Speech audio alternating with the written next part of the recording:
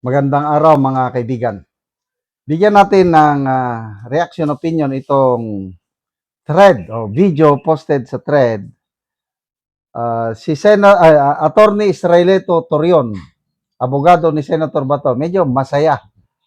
Kaya lang, hindi niya pa dinitalya. Sabi lang dito, may ruling na sa Supreme Court sa petisyon ni Senator Bato. Yan ang hinihintay natin. So pakinggan natin siya. Already, but I don't have a copy. Okay, what is the reaction? I do not want to speculate. I hope you understand I am a lawyer. May report, may ruling, pero I don't want to speculate. Okay, even if you can't tell that to us, you already told that to Senator Bato. The ruling. I did not tell anything to Senator Bato except that we discussed about certain options. Being That's between a lawyer and a client.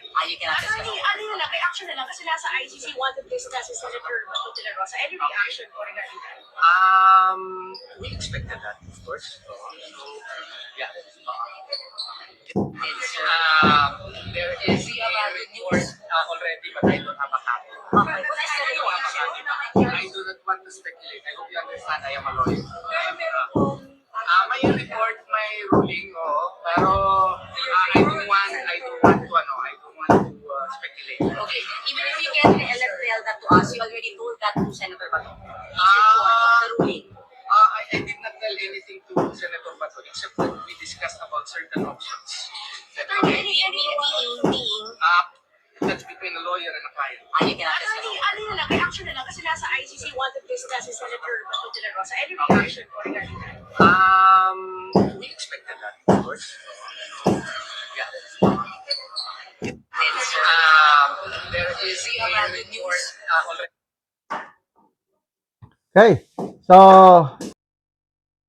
Okay, so may ruling na. Sa wakas, ito yung matagal nating inabagan kasi petisyon sa Supreme Court, ang alam ko, correct me if I'm wrong, humihingi ng temporary restraining order ang kampo ni Senator Bato para hindi muna ipatupad yung warrant of arrest ng ICC. Yan ang pagkakaalam ko. TRO. So baka mamayang hapon o bukas, ipapublish yan ng Supreme Court sa kanilang website ba o ano, malalaman natin. So sana mayroong TRO. Kasi kung may TRO, pwede na ulit lumabas si Senator Bato. Kung wala namang TRO, I don't know what will happen. Basta ang alam ko, yung very clear yung guidance ng Supreme Court na pagdating sa mga rendition or extradition na ganito, kaso ni Bato, nagbigay na ng very clear guidance ang Supreme Court na hindi yan susuluhin ng Executive Department. Na hindi na nila pwedeng ulitin yung nangyari kay PRRD. Dapat idaan sa local court. Na ganun naman ang nakalagay sa Rome Statute. I think Article 59 na ang state, Pilipinas na nakatanggap, dapat idaan niya yung warrant na yon galing ICC sa local court and let the local court determine. So, napakasimple naman yun. So, sana ganon ang ruling ng Supreme Court. But wala. Tama yung sabi ni attorney na he does not want to speculate. Kaya hintayin lang natin yung actual ruling na lalabas. Kaya lang, ako lang, opinion ko lang ito, basta hindi magpapatalo ng basta-basta si Senator Bato, lalaban niya. Ngayon na nagawa na niya yung mission Yung importanteng mission niya is to vote para mapatalsik si Soto at ngayon natapos na, yun na, kaya nagtago ulit. Paano kung ano? Kung ipuwersa, paano kung lalabas ang araw na sasabihin ng Korte Suprema na arestuhin si Bato o local court? Iyon na yung big question. Anong magiging desisyon ni Senator Bato?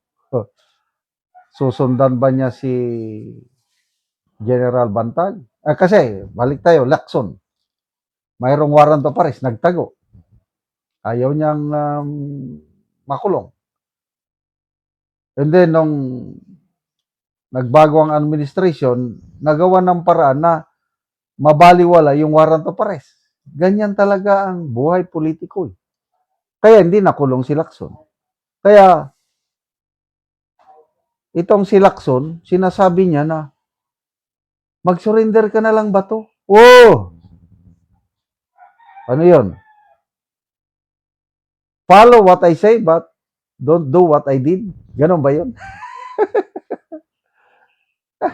May resolution silang 5 senators.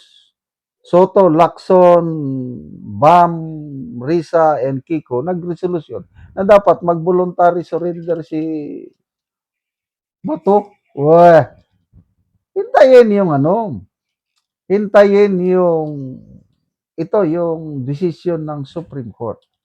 And kung ano man ang decision, I believe, susunod na lang si Bato kung anong sasabihin ng korte, which is the right thing to do. But as of now, sorry na lang, tago lang muna.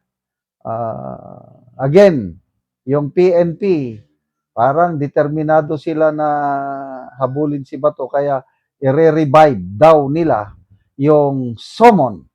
What is the effect of a summon? To me, in the ang mayroong ang epekto lang malakas is yung warrant of arrest galing korte. Summon, anong summon? Anong kaso? Ang summon is for investigation. Kung ayaw niyang magpakita sa PNP CIDG, di wala silang magawa. Salamat mga kaibigan sa inyong pagsubaybay sa channel na ito. Nakakatulong kayo ng malaki sa tribong Talandig ng Bukidnon dahil ang income natin sa channel na ito is pantulong sa tribo. May namimigay tayo ng libreng yero at pako para makapagpatayo sila ng mas maayos na tirahan. Panoorin nyo ang video na ito. Karon ni anak ko dire sa gipatindog sa balay sa ratabangan amo og yero. Sumuna ni ang iyang gipatindog nga balay nga pag-atupan karon. So mo na pod ni ang yero nga among gitabang. So makatup na ni siya karon.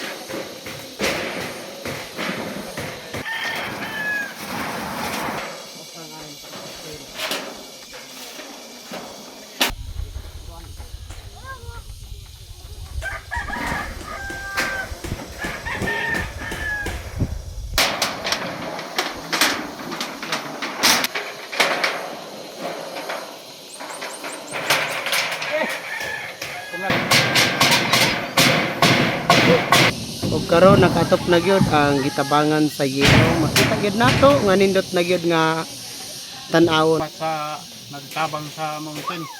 So, salamat sad kay nakabalay na ko. Unang una salamat jud sa Ginoo kay natabangan ko sin. Kadugayon sa pagpuyo na ko sa akong papa, nakabalay na dito. So nakigpuyo lang kasi imong papa. Puyo lang ko sa akong papa. So karon pagid ka nakabalay. So, karon pa sad ko nakabalay. So pila ka tuig nga nakigpuyo lang ka sa imong ginikanan? Na unom. Unom ka tuig. So naa na kay anak karon. na anak. Pila ka buok imong anak? Duha. So duha. So bago pagid ka nakabalay. Wala pa ang tabang dito kabalay. Kay ang akong kwarta kuto bragid sa kaon. Oo. Maraming salamat. Dito tayo kumakain tabang sa amua. So salamat pud kaayo.